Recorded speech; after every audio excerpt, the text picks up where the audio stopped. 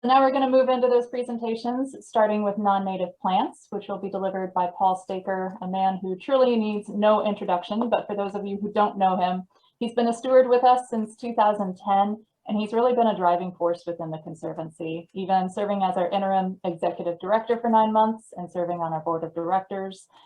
He served as the Citizen Science Program Chair for a couple of years, just ending that term this past March. And he's been engaged in a number of our projects, but non-native plants, well, eradicating non-native plants really steals his heart. So that's what he is going to talk to us about today. Thank you, Tiffany. As Mary mentioned, my presentation will be focused on the experiments that we have been conducting to determine optimal treatments for getting rid of our two non-native bunch grasses in the preserve. I want to thank Helen and Tiffany for their assistance with the work that we've done that I'm going to be talking about today. Next slide, please. Okay, Mary explained the key reasons that non-native plants are a concern, and therefore the objectives of the experimental studies that we are going to be talking about today is to determine the most efficient, effective control measures for buffle grass and fountain grass that best protect the native plant community over the long term. Moving ahead. Just a little more background on the two non-native bunch grasses that we have in the preserve. First, buffle grass, which was introduced to the area as cattle feed and for erosion control. It can be found almost anywhere in the preserve, although our largest populations seem to be concentrated on south-facing hillsides. Buffle grass features an underground root structure called rhizomes. Fountain grass is an ornamental grass that has been used commonly in landscaping. It, like buffle grass, is now on the Arizona noxious weed list, meaning it should not be sold commercially anymore. Fountain grass benefits from some additional soil moisture, so it is commonly found in the preserve in washes, particularly in the steeper slopes of the McDowell Mountains. In developing the study, we identified two locations in the preserve where we have significant populations of each of these grasses. Brown's Ranch in the case of buffle grass, Sports Wash in the case of fountain grass. In each case, we identified several alternative treatments that we wanted to compare, 8 for buffle grass and 6 for fountain grass. In order to reduce the potential random impact of natural factors on results in any one plot, we created multiple plots or replicates for each treatment. Each plot is a 5 by 5 meter square. This slide shows the different treatment options that were identified for each of the grasses. 6 treatments were used for both buffle grass and fountain grass. First, we included both an uninfested control plot and an infested control plot to determine what might have happened naturally without any treatment. Who knows? Maybe the grass in the infested control plot would miraculously disappear all by itself. We had a pole plot where we did a physical removal of the plants by digging it out with a pick. The other 3 treatments all featured herbicide application. For this purpose, we used a mix of 3% glyphosate diluted with water.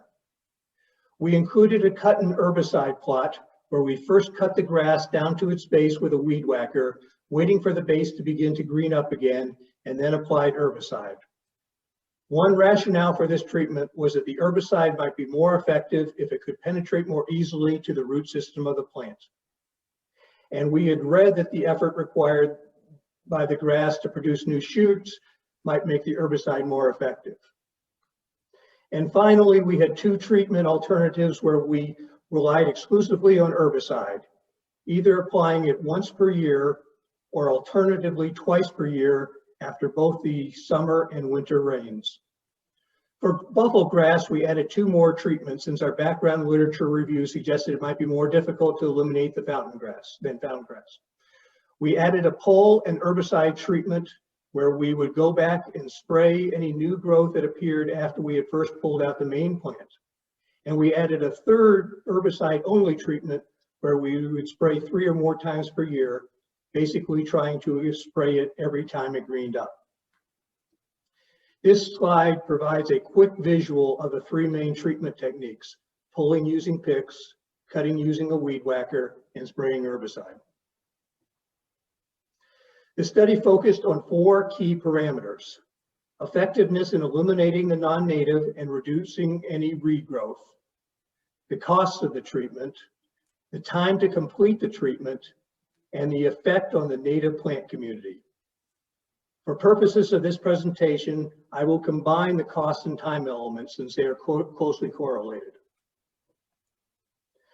The protocol that we have used in the study to determine the impact of the alternative treatments on the plant community, both native and non-native, was to complete a survey every spring. In each square plot, we run 5 transects along its length with 20-point intercepts along each transect. This results in 100 spots within each plot where we identify the plant or plants at each spot, gathering data for every one of them every year. In order to make sure that we don't miss any plants in the plot by our selection of the 100 points, we also do a survey of the entire plot to identify the total number of species in it. The next few slides provide an overview of the results that we have seen to date. This first slide shows the impact that we have seen from each treatment in effectively reducing the amount of the non-native fountain grass in this case. In this case, we are measuring the percent of living fountain grass cover in each case. Going across the bottom, you see a comparison of the different treatments that were studied on a year-by-year basis. As you can see, each series of plots started in essentially the same spot in 2018, before any treatments were done, with about 50% coverage in every plot. As we look at the future years, we clearly see there was no miracle that got rid of the grass in the infested control plots, as they stayed approximately the same level in 2019 and 2020. However, all 4 treatments had a significant impact after one sequence, although it ranged from the herbicide 2 times, which basically eliminated it all in the first year, to the pull, where there was about 4 to 5% that remained or regrew. By the second year, 2020, we had eliminated almost all the grass in all of the treatment plots. It's important to note one additional action that we took after the 2020 plant surveys. We had observed that the infested control plots that were still full of fountain grass were still generating lots of seed every year. We became concerned that the seed was potentially spreading to our treated plots and impacting the data. So we decided to remove it by a combination of pull and herbicide treatments. The next chart shows the comparative costs of the alternative treatments across the years. The total cost includes both labor and supplies. Even though we generally have used steward volunteers as our labor force, we have calculated an imputed cost for this component using a standard hourly rate. Once again, the 6 treatments are shown across the bottom of the chart. As the previous chart showed, most of the work was done in the first year, as the number of plants to be treated declined significantly in the following 3 years. So the cost also was concentrated in year 1, or 2018. Comparing the total cost of each treatment across all 4 years, the highest cost was in the cut and herbicide plots. We found that using a weed whacker was very difficult in rocky terrain, and we used quite a bit of plastic string as it continually broke on the rocks. Herbicide application and physical removal were more comparable, as the cost of the herbicide supplies offset the higher labor costs associated with the more time-consuming physical effort of pulling. The final chart related to fountain grass measures the impact of each treatment on the native plant community. It portrays the living native plant cover by year in treatment. The first thing you probably are observing is that the number of species is much higher in 2019 and 2020 than in 2018 or 2021. Why is this? Rain. Mary had already talked about that, but we had 2 relatively wet years in between 2 years during which we had little rain. These 2 pictures were taken during our Browns Mountain plant surveys in 2 different years in roughly the same location at roughly the same time of year, but you can see the significant difference in the vitality of the plant community during those 2 years. So the single biggest determinant of native plant cover seems to be weather rather than anything we accomplish with our treatments. But what else can we see in this chart? Overall, the bars for the different plot treatments seem to largely go up and down together. The one treatment that was statistically lower in the number of plant species in 2019 was the uninfested control plots. Fountain grass is a large plant, and it remained dominant in these plots, possibly resulting in fewer native plants being able to germinate. But we believe that the most important observation is that the concern that we would see any potentially negative impact on native plants from our treatments, either an effect from the herbicide chemicals or from physical disturbance caused by pulling, is not evident at all in these results.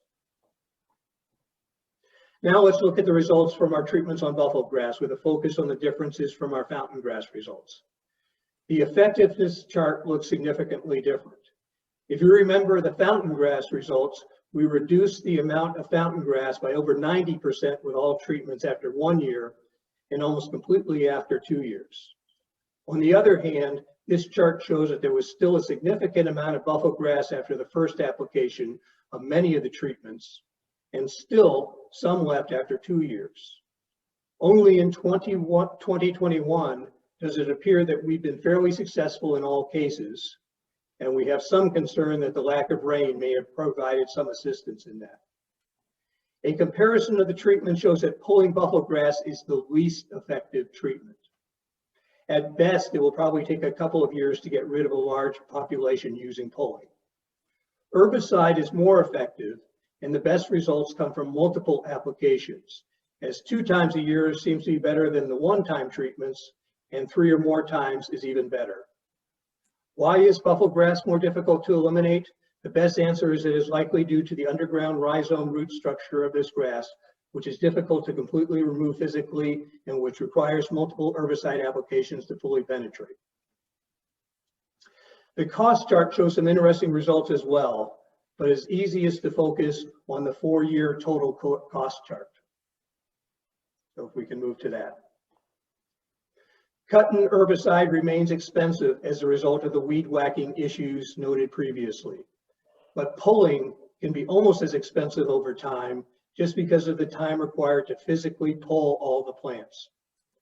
Cheap volunteer labor is one thing, but paying for this work is likely to add up. Multiple herbicide treatments obviously add some additional costs due to multiple project setups and chemical supplies, but overall is still fairly cost effective.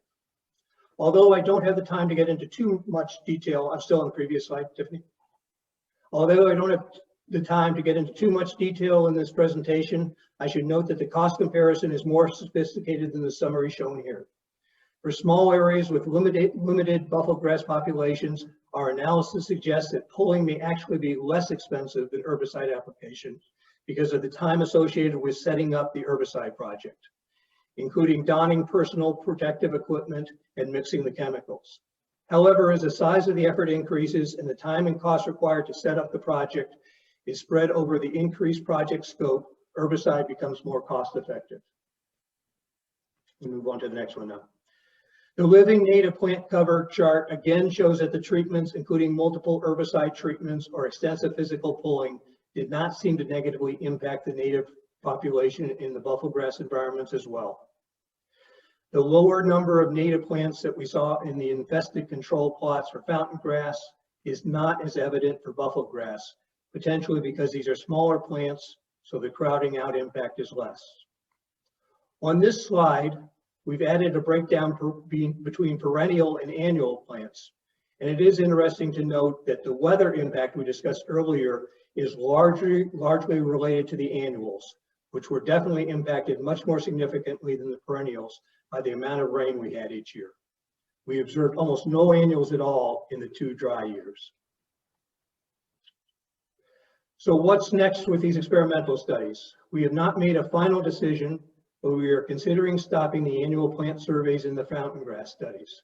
As we've noted, we have seen success with multiple treatments to the point where we feel we have largely eliminated the population in the areas of the study. On the other hand, we believe that we should continue the buffle grass studies for at least another year or 2. We also plan to continue to analyze the data that we've already gathered, particularly related to gathering a better understanding of the effects of the different treatments on the plant community. So we may be back with more to report in future years.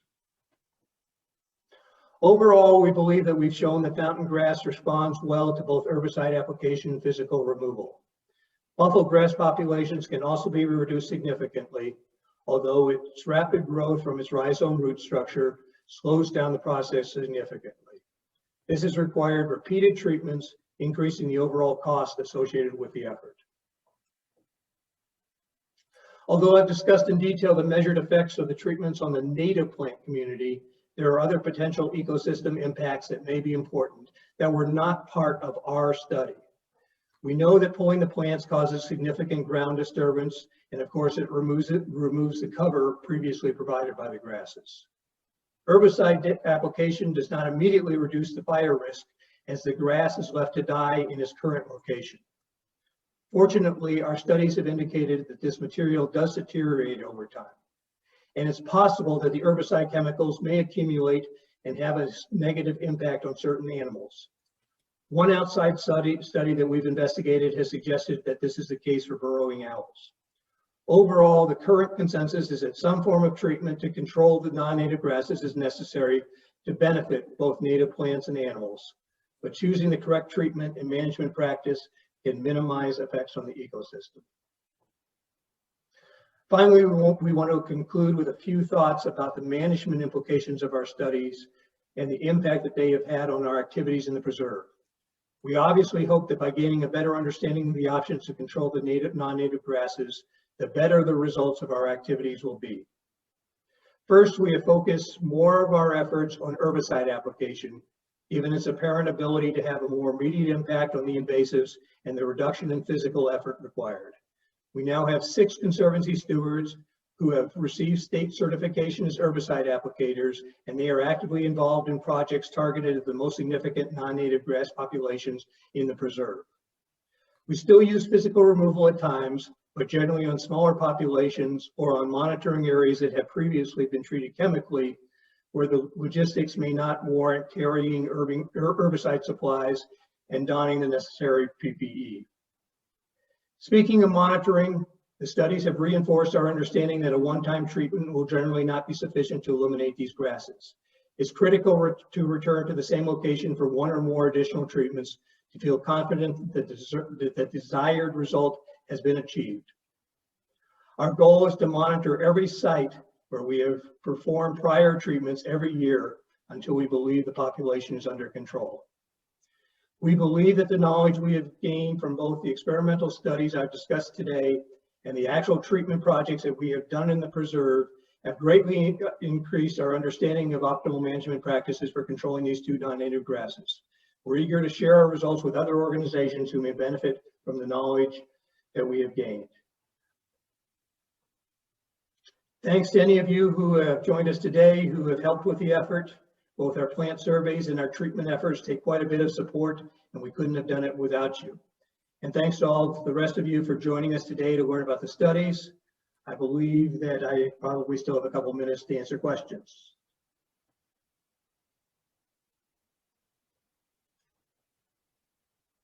Mary, you're on mute. Thanks. I said thanks, Paul. That was really great. And we do have a couple questions here. So it looks like John took a stab at this one, but I'll let you answer it as well. Will we have to continue the herbicide on an ongoing basis to prevent the grasses from reestablishing? Well, as I mentioned at the end, we do believe that particularly in the case of buffalo grass, the answer is probably yes, that will be necessary. In the case of fountain grass, what we're often doing based on the fact that we think that the herbicide is generally fairly effective in the first year, We're often going back and we are monitoring, but we're often just carrying a pick with us and doing those as physical removal projects. So it depends on the situation and how much we've seen in year one that determines what we're going to be doing in future years. Right. Is there a contact to report or restrict the retail sales of fountain grass? We can take that information. As far as I know, there has not been a real central effort to try to deal with that situation. The nurseries should have received information that they should not be selling it anymore, but I suspect that some of them are. If you can send that information to us, we will try to deal with it as effectively as possible, but it may require additional outside help as well. Right. And one last question here. Any recommendations for stink net removal? Stink net removal. Well, much of it has been done by hand. Certainly small populations can be done to remove stink net by hand. It becomes fairly laborious if you have a large area.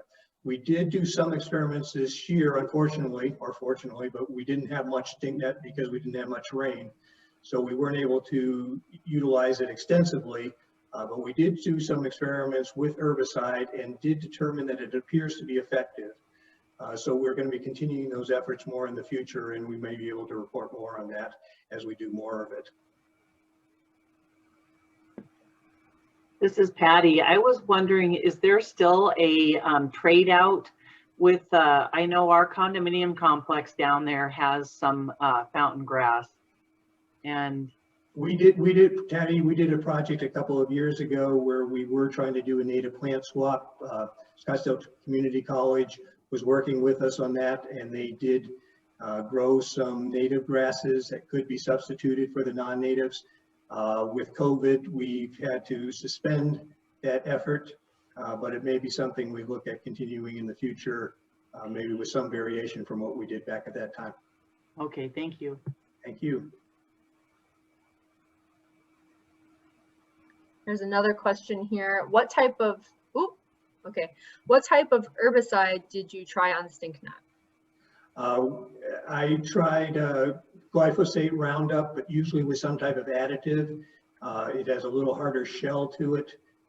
So there are other products, Roundup Plus will do it. There's a product called Ortho Ground Clear that you can find commercially that has some additional additives in it. Both of those seem to be fairly effective. Paul, this is Bill Bernard. There's a lot of fountain grass along the streets of both Scottsdale and Fountain Hills. Much of it has been plotted. Is anything being done with the cities to remove that or to get it treated? It's a great question, Bill. I am not sure what their current initiatives are. I have seen a couple of places where they've done some work. As much as I actually believe much of that is due to trying to create some fire break along some of the roads, but that at least gets rid of some of it. I am not current on what their plans are to try to get rid of it.